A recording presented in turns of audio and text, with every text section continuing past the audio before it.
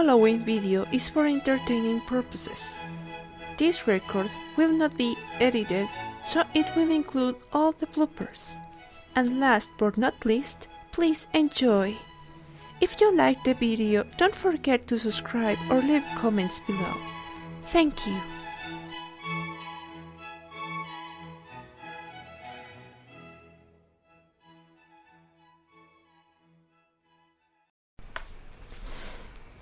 A Study in Scarlet, Part 1.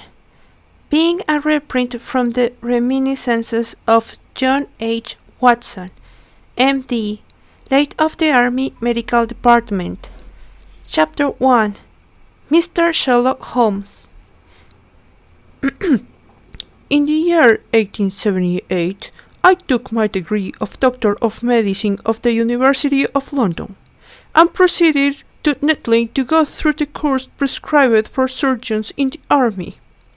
Having completed my studies there, I was duly attached to the 5th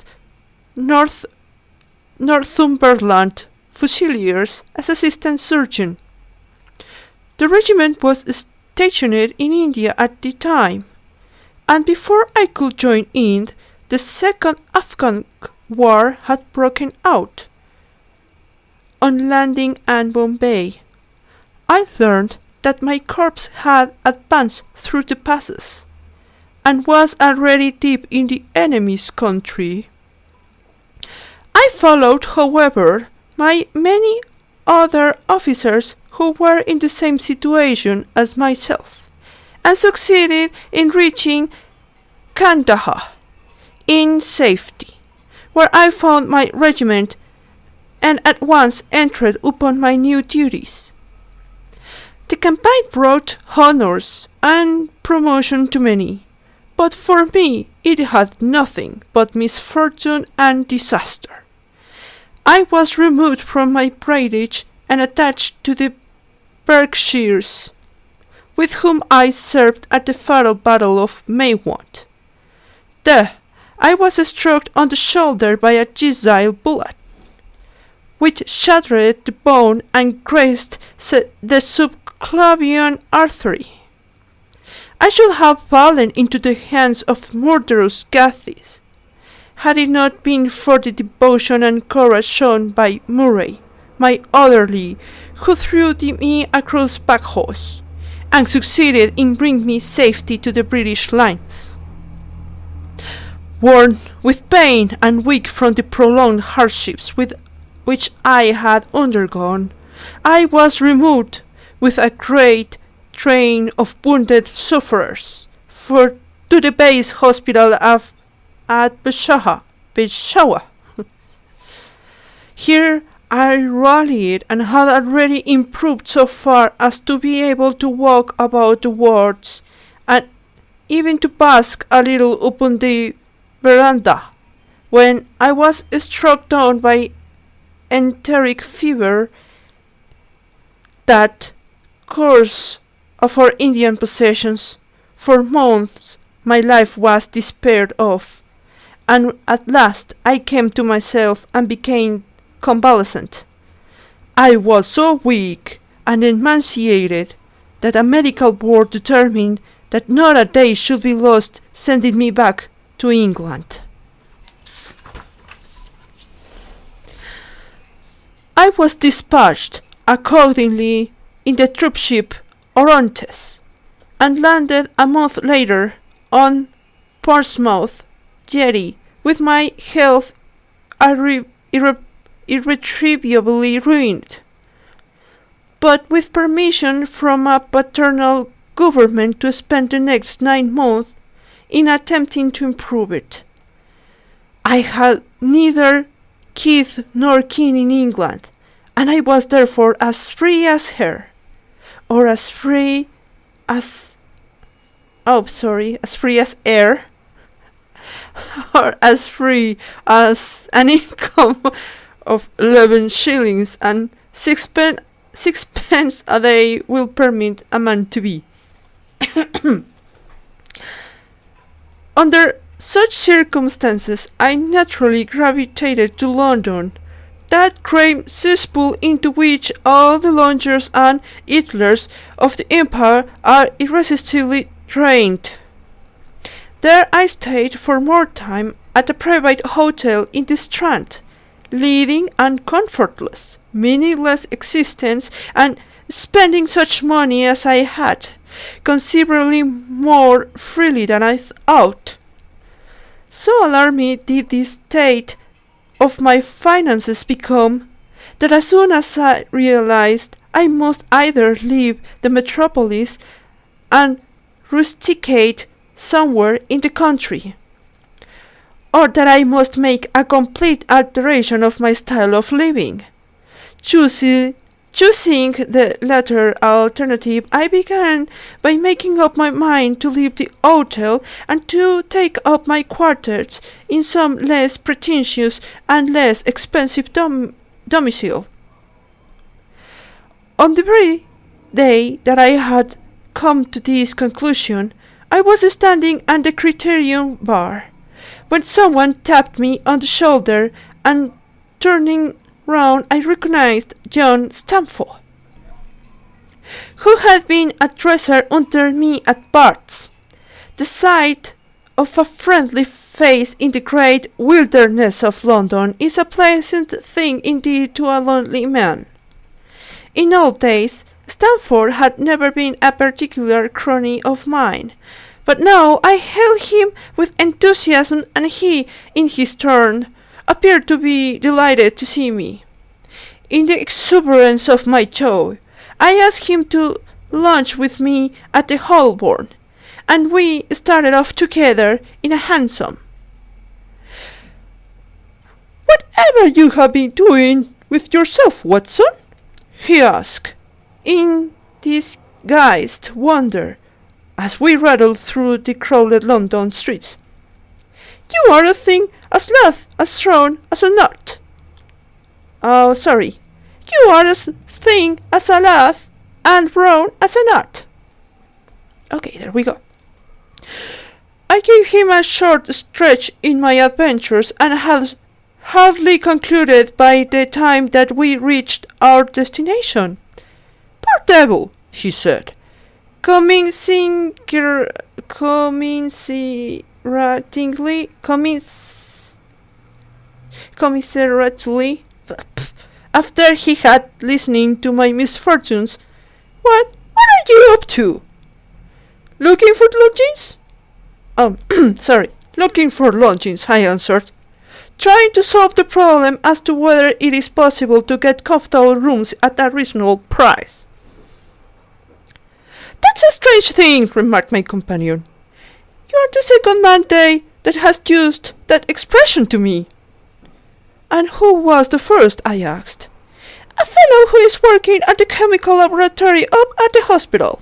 He was bemoaning himself this morning because he could not get someone to go house with him in some nice rooms which he had found, and which were too much for his purse." "By Jove!"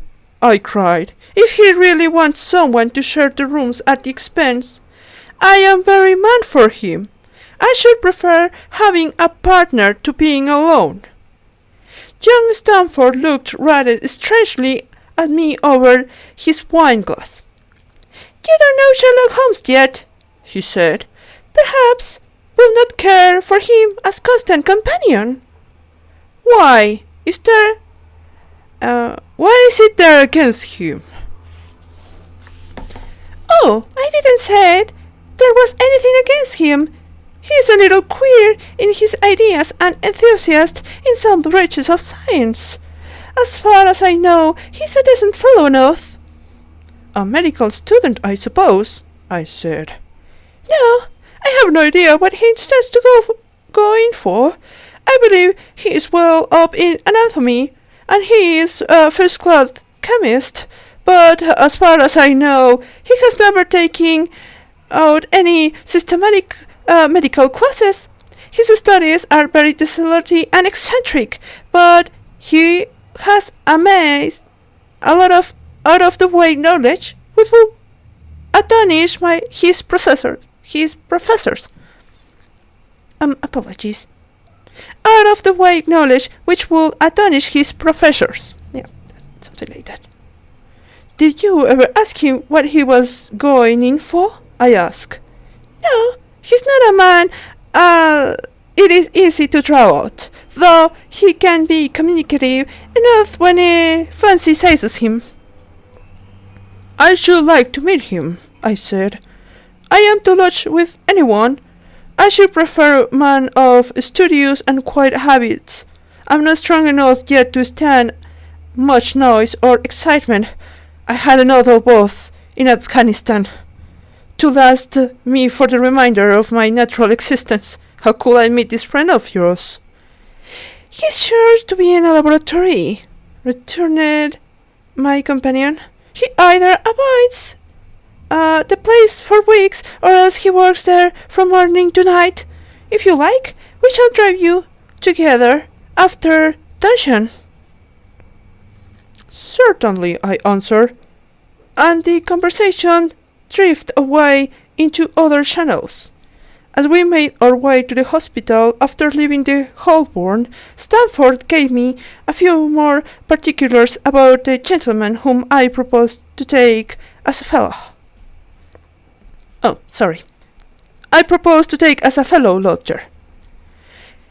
You must have blame if you don't get on with him, he said. I know nothing more of him than I have learned from meeting him occasionally in the laboratory. You proposed this arrangement, so you must not hold me responsible. If we don't get on it, I will easy to part company, I answered. It seems to me, Stanford, I added, looking hard at my companion, that you have some reasons washing your hands of the matter. Is this fellow temper so formidable? Yeah. Or what is it? Don't be mealy mouth about it. It's not easy to express the inexpressible, he answered with a laugh. Homeless is a little too scientific for my tastes. It approaches a cold-bloodedness. I could imagine he's giving a friend a little pinch. I could imagine he's giving a friend a little pinch of the latest vegetable alkaloid, not out of malevolence, you understand, but simply out of a spirit of inquiry in order to have an accurate idea of the effects. To do him justice, I think that he will take it himself with the same readiness he appears to have passion for the definite and exact knowledge. Very right too. Yes, but it may push to excess. When it comes to beating the subjects in the dissecting rooms with a stick, it is certainly raking rather than bizarre shape. Beating the subjects, just to verify how far bruises may be produced after death. I saw him at it with my own eyes. And yet, you say he's not medical student? Oh, sorry, that's Watson. And yet you say he's not medical student? No! Heaven knows what the object of his studies are. But here we are, and you must form your own impressions about him. As he spoke, we turned down a narrow lane and passed through a small side door, which opened into a wing of the great hospital. It was familiar ground to me, and I needed no guiding as we ascended the bleak stone staircase and made our way down the long corridor with its vista of whitewashed wall and dun-colored doors. Near the further end a low arched passage branched away from it and led to the chemical laboratory. This was a lofty chamber, lined and littered with countless bottles. Broad low tables we scattered about, which blistered with retorts, test tubes, and little Bunsen lamps. with their blue flickering flames. There was only one student in the room, who was bending over a distant table, absorbed in his work. At the sound of our steps, he glanced round and sprang to his feet. At the sound of our steps, he glanced round and sprang to his feet with a cry of pleasure. I found it! I've found it! Okay, so I'm just going to finish this breath. Where was? He shouted to my companion, running towards us with a test tube in his hand. I have found it! A reagent in which precipitated by hemoglobin, and by nothing else. Had he discovered a gold mine? Greater delight could not have shone upon his features. Dr. Watson, this is other Stanford. Dr. Watson, Mr. Sherlock Holmes, said Stanford, introducing us. Okay, I'm going to stop here, and don't miss tomorrow's or the next video with the next part of Sherlock Holmes. Let me see. Chapter 1. Part 1, A Study in Scarlet. Goodbye.